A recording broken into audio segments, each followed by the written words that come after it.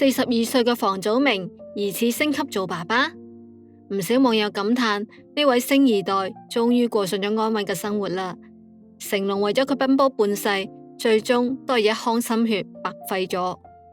近日，房祖名喺社交媒體上邊發佈咗一段視頻，視頻裏邊嘅女仔正喺度食緊燒烤，網友驚覺呢個小朋友嘅眉眼、面型，尤其是係嗰個標誌性嘅大鼻頭，簡直就係房祖名細個嗰時候嘅翻版啊！女仔嘅出現即刻引起咗網友嘅猜測，房祖名做咗爸爸。畢竟房祖名作為成龍嘅獨仔，佢嘅感情生活同埋家庭狀況一直都係大眾關注嘅焦點。而佢自從2014年因為吸食違禁品淡出公眾視野之後，行事更加低調。如今突然間晒出咁樣一個神似自己嘅女仔，實在忍唔住令人浮想聯翩。甚至有神通廣大嘅網友挖出咗多年前房祖名同內地嘅女藝人葉子琪嘅緋聞。傳言話兩個人早就已經秘密結婚生仔，如今呢個女仔嘅出現，唔通就係最好嘅印證？一時之間，網絡上邊眾說紛紜，大家都係等緊房祖名或者佢嘅屋企人能夠俾出個明確嘅答案。想當年，佢同薛凱琪嘅緋聞可謂係搞到沸沸揚揚，兩個人因為合作早熟而結緣，之後頻繁傳出交集。薛凱琪甚至被網友戲稱為龍太子妃。房祖名雖然頂住星二代嘅光環，但喺感情裏邊卻似乎缺乏咗一份成熟同埋擔當。佢俾媒體多次影到喺夜店同埋其他女性舉止曖昧，而薛凱琪冇辦法忍受房祖名嘅背叛同埋不忠。佢曾經多次試圖挽回呢段感情，同房祖名溝通，但房祖名卻始終都冇做出實質性嘅改變，咁令到薛凱琪逐漸寒咗心。2009年，薛房兩個人正式宣布分手，結束咗呢段長達4年嘅戀情。雖然兩個人最終都冇喺埋一齊，但呢段往事至今仍然為網友津津樂道。之後，薛凱琪沉迷事業，感情之路亦都確實頗為之坎坷。最近，佢個好朋友方大同嘅離世，令佢陷入咗深深嘅悲傷之中。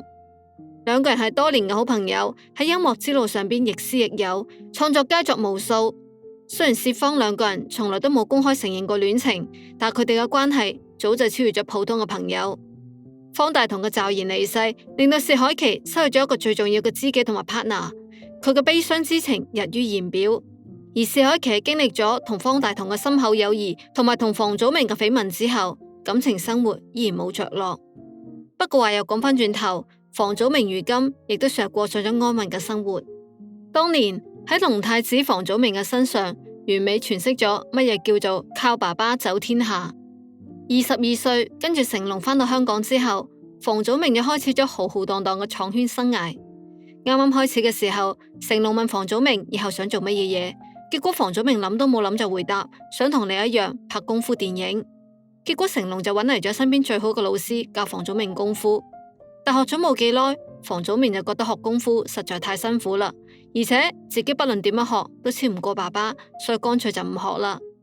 雖然講學功夫方面，房祖名冇乜嘢毅力，但佢頗有音樂天賦，於是成龍又幫房祖名鋪好咗路，等佢跟住音樂教父李宗盛學習音樂。跟李宗盛學咗2年之後，房祖名已經可以出師啦，先係發表咗2張個人專輯，之後又登上咗05年嘅央視春晚舞台，演唱創作單曲《要強》。雖然靠住爸爸拜咗師，仲得到咗李宗盛親傳發咗專輯上咗春晚，但龍太子樂壇依然冇乜嘢反響，擠唔起乜嘢水花。都話薑仲係老嘅辣，喺娛樂圈摸爬滾打多年嘅成龍，自然係唔會將寶全部壓喺一個地方。成龍除咗等個仔發展自己中意嘅歌唱事業之外，仲幫佢安排咗唔少電影拍攝，打算等佢多方面開花。2003年，成龍為房祖名拉嚟咗電影《千機變異》，等佢出演男主。電影裏邊眾星雲集，好似陳柏霖、吳彥祖、甄子丹、鐘欣桐、蔡卓妍等都幫房祖名作配。成龍為咗支持個仔，仲喺電影裏邊做咗個茄喱啡。宣傳海報裏邊，房祖名穩居 C 位，可以講係出道即係男主，手可摘星辰。自此之後，房祖名嘅資源不斷，幾乎1年一部新嘅電影推出，有時候1年2部，並且都係主演，偶爾仲會順帶將電影嘅主題曲都承包咗。同佢合作嘅幾乎都係大咖，一路演戲，一路唱歌，一路攞獎，意氣風發，非常之快活。當然啦，能夠有咁源源不斷嘅資源，成龍功不可沒。儘管資源不斷，但房祖名似乎就係紅唔起身。活喺爸爸光環之下嘅龍太子房祖名攞到咗娛樂圈嘅通行證，一路暢通無阻，但就始終都冇辦法證明自己。大家講起佢嘅時候，更多嘅會講佢係成龍個仔，而唔係話佢係房祖名。正因為係咁，好多時候佢都係得過且過嘅態度，缺乏上進心。相對於房祖名嘅作品，大家更加中意關注佢嘅風流事跡，因為佢嘅風流事跡遠比作品要精彩。雖然房祖名冇繼承成龍嘅事業心，但佢就完美繼承咗成龍嘅風流。房祖名嘅圈裏邊係出咗名嘅中意蒲 club，專門中意大姐姐類型。同佢交往過嘅女朋友幾乎都比佢大，包括章子怡、梁靜茹、戴佩妮、蕭亞軒等都喺佢嘅涉獵範圍之內。不過後嚟佢身邊嘅人逐漸從女星換成咗靚模。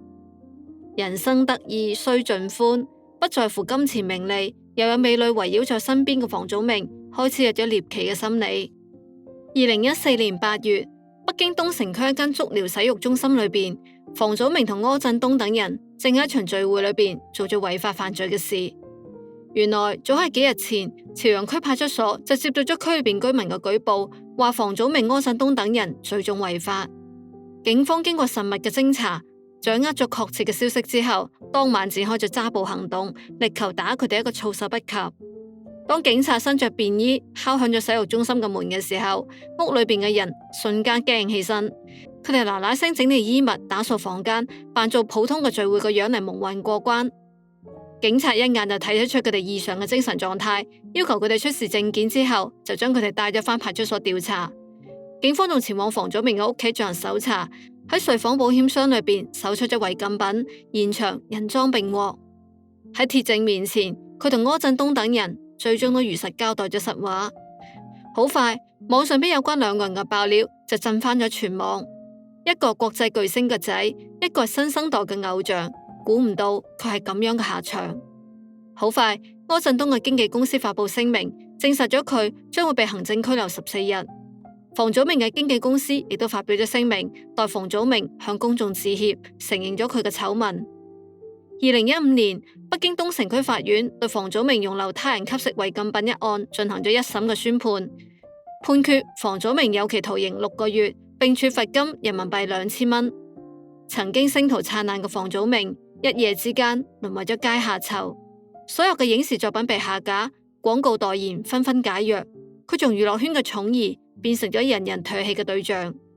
自此之後，佢逐漸淡出咗大眾嘅視野，變得低調起身。但憑借成龍嘅名頭，佢依然受到唔少嘅關注。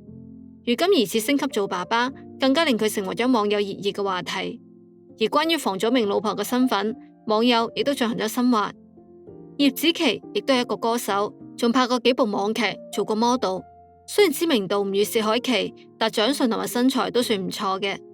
據了解，兩個人早喺幾年前已經舉辦咗婚禮，但一直都冇公開宣布。